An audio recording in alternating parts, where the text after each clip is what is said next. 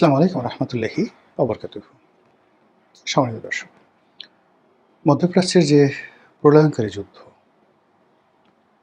যে যুদ্ধ সারা পৃথিবীকে আতঙ্কগ্রস্ত করে তুলেছিল, এবং এ যুদ্ধের প্রতিক্রিয়াতে যা তৈরি হয়েছিল একটি বিশ্বযুদ্ধ এবং একটি তৃতীয় বিশ্বযুদ্ধ, যে সম্ভাবনা তৈরি হয়েছিল, যে আতঙ্ক তৈরি হয়েছিল, সেটি আপাতত নেই।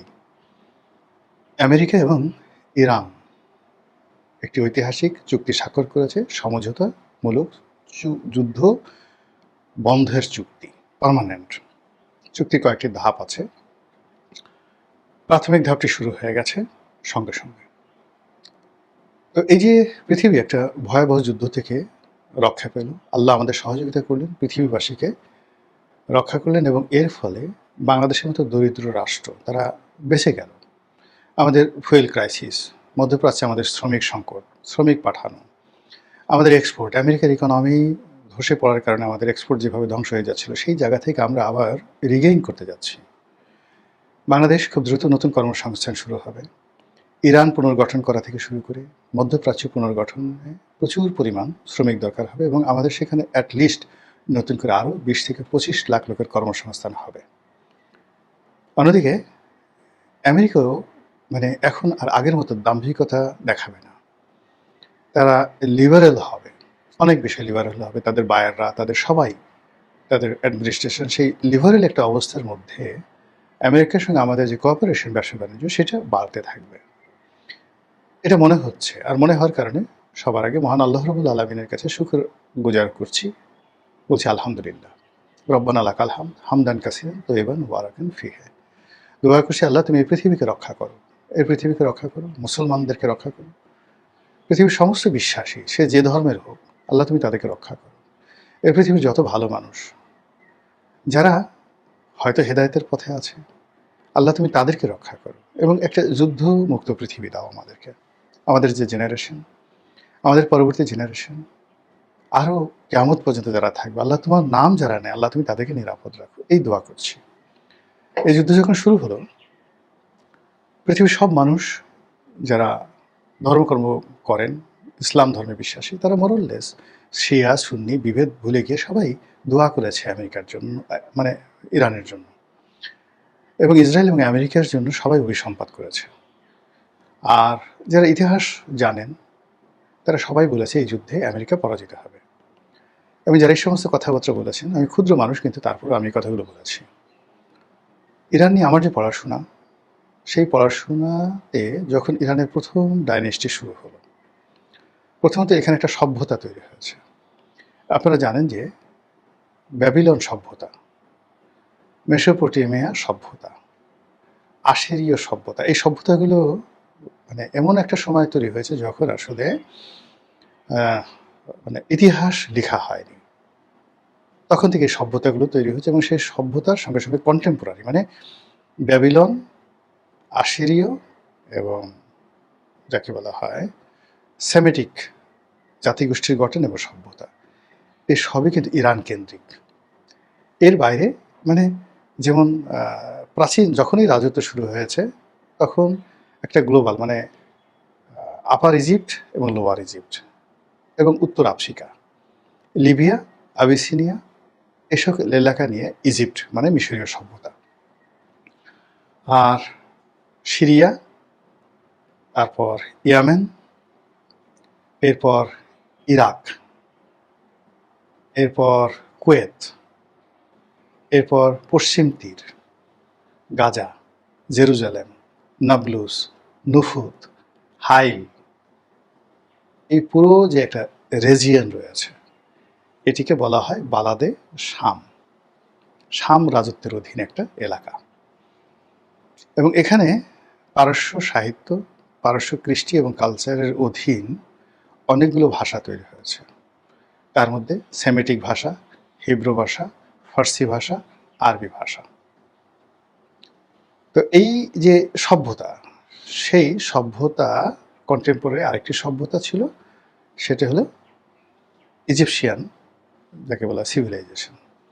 আর এদিকে ধরেন পাক ভারতে মহেঞ্জোদারো এবং হরপ্পা সভ্যতা। আর ইউরোপে তখন শুরু হয়েছিল আর্য সভ্যতা। এই তো পৃথিবীর ইতিহাস। সেখান থেকে আসলো, চীন দেশে আসলো ফার্স্ট কিং শি হুয়ানটি। পুরো মধ্যপ্রাচ্যে প্রথম সম্রাট সারগন দ্য গ্রেট। এই শুরু হলো রাজনীতির ইতিহাস, she হুয়ানটি, Sargon the great.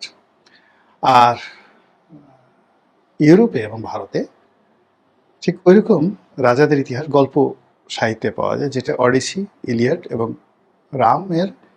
Ramayana এবং মহাভারতে।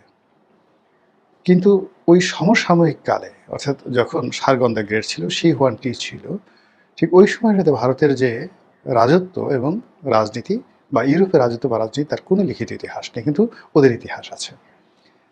পারস্যের ইতিহাস প্রথম আমরা যেটা জানতে পারি সেটা হলো হিরোডোটাসের লেখার মাধ্যমে, এবং দ্যাট ওয়াজ ইন্ট্রোডিউস বাই যাকে বলা হয় সাইরাস দ্য গ্রেট, যাকে দ্বিতীয় সাইরাস বলা হয়। তো সাইরাস দ্য গ্রেট খ্রিস্টের জন্মের 550 বছর আগে তার আবির্ভাব হয়, মানে আজ থেকে 2500 বছর আগে বা 2600 বছর আগে। তো তখন থেকে এই জাতিটি আজকে পর্যন্ত অজেয়। তখন থেকে এই জাতিটি ইতিহাসের অন্তত মোর দ্যান 1000 ইয়ার্স, 1000 বছর ধরে, কখনো টানা, কখনো বিভিন্ন শেইবে সারা পৃথিবী ডমিনেট করেছে। ইউরোপ ডমিনেট করেছে, আমেরিকা ডমিনেট করেছে, তারা অটোম্যান সম্রাটকে ডমিনেট করেছে, মধ্যপ্রাচ্য ডমিনেট করেছে। ফলে ওদের রক্তের মধ্যে একটা রাজসিকতা আছে, ওদের রক্তের মধ্যে একটা কৌশল আছে, ওদের রক্তের মধ্যে একটা সাহস আছে, ওদের রক্তের মধ্যে শাসন করার অনুপম যোগ্যতা রয়েছে, ওদের রক্তের মধ্যে ডিপ্লোম্যাসি, কূটনীতি করার যোগ্যতা রয়েছে। মহাবিপদের মধ্যে তারা হাসতে পারে। আপনি দেখুন, এই যে যুদ্ধ হলো, এই পুরো যুদ্ধের সময়টাতে তারা কত কিছু হারালো, তাদের অল বিগ জেনারেল হারালো, কিন্তু ওদের পররাষ্ট্রমন্ত্রী, তার মুখের হাসি আপনি থামাতে পেরেছেন? একেবারে শেষ সময় পর্যন্ত ওদের ধর্মীয় নেতা আয়াতুল্লাহ আলী খামেনি কিংবা তার পুত্র মোস্তফা খামেনি, আপনি তাদের বক্তব্য বন্ধ করতে পেরেছেন? সেখানে এই যুদ্ধের সময় বেঈমান কাফের মুনাফিক তৈরি করার চেষ্টা করা হয়েছে, মির্জাফর তৈরি করার চেষ্টা করা হয়েছে, হয়নি। বিকজ কিছু জাতি রয়েছে, কিছু রক্ত রয়েছে, কিছু ভূমি রয়েছে যারা মির্জাফর কখনো তৈরি করে না। নেভার এভার তারা কখনো মির্জাফর তৈরি করে না। সেখানে অনেক মোসাদের এজেন্ট আছে, তারা ধরা পড়ে, তারা কখনো মির্জাফরের মতো, মোশতাকের মতো রাষ্ট্র ক্ষমতায় বসতে পারে না।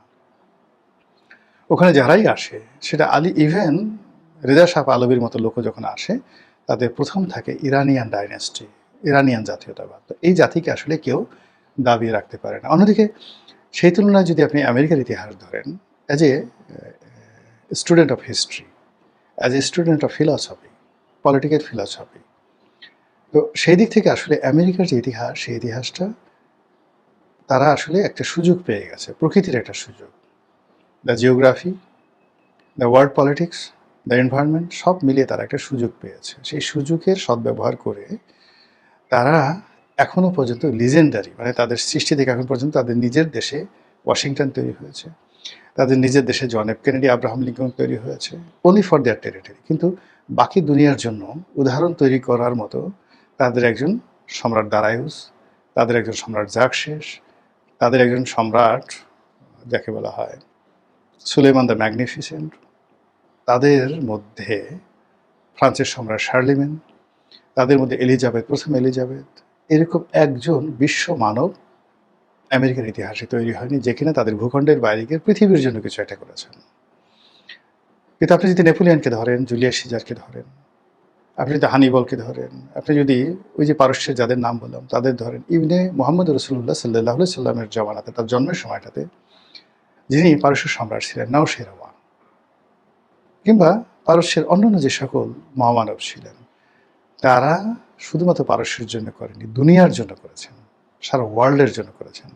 তো যে জাতি হাজার হাজার বছর ধরে পৃথিবীর জন্য কাজ করে, পৃথিবীর উন্নয়ন ঘটায়, নিজের জাতির উন্নয়ন ঘটায়, দেশের উন্নয়ন ঘটায়, সে জাতিকে কখনই কোনো আর্টিফিশিয়াল ইন্টেলিজেন্স দিয়ে, কোনো হাইব্রিড নেশন দিয়ে কখনই তাদেরকে দমন করা যায় না।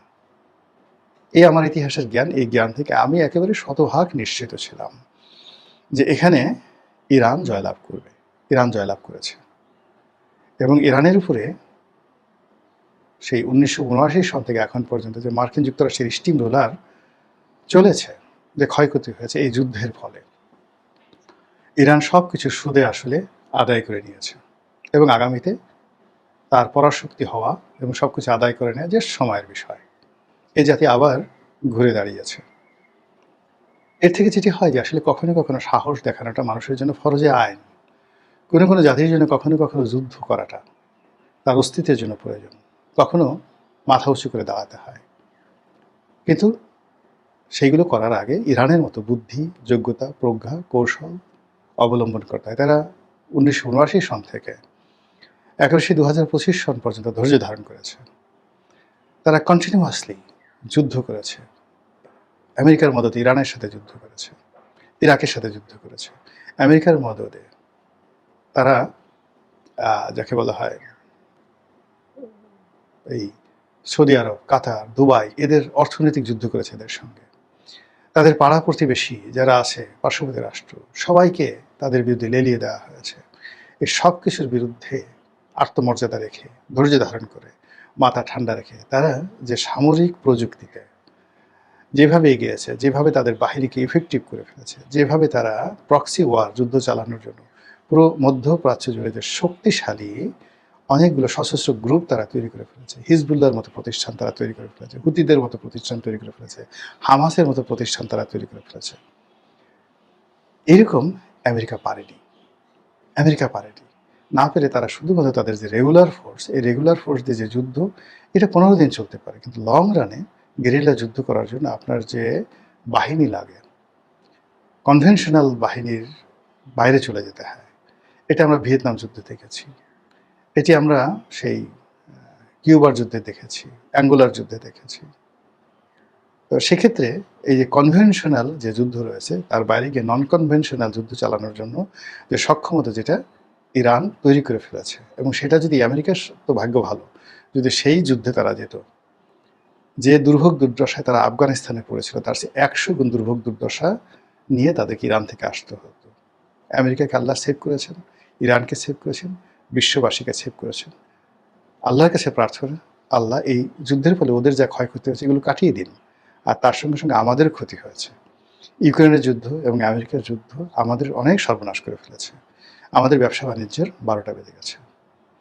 এই যে পরিবর্তিত বিশ্ব, পরিবর্তিত পরিস্থিতি, এখান থেকে আমাদের দেশের স্বার্থ আদায় করা, স্বার্থ সংরক্ষণ করা এবং এই সুযোগটি, যুদ্ধোত্তর একটি পৃথিবীতে যে সুযোগ তৈরি হয়েছে, এই সুযোগটি কাজে লাগানোর জন্য যে দক্ষ অভিজ্ঞ লোকজন রয়েছেন, কেউ হয়তো দেশে আছেন, কেউ হয়তো দেশের বাইরে আছেন, কেউ হয়তো অন্য দেশে আছেন, সবাই যৌথভাবে আমরা সরকারের সঙ্গে হাতে হাত মিলিয়ে, কাঁধে কাঁধ মিলিয়ে, রাজনৈতিক দলের সাথে কাঁধে কাঁধ মিলিয়ে, রাজনৈতিক বিভেদ ভুলিয়ে এই সুযোগটাকে যদি আমরা কাজে লাগাতে পারি, 1 থেকে 1.5 বছরের মধ্যে বাংলাদেশ বুমিং হয়ে যাবে, আনবিলিভেবলি বুমিং হয়ে যাবে।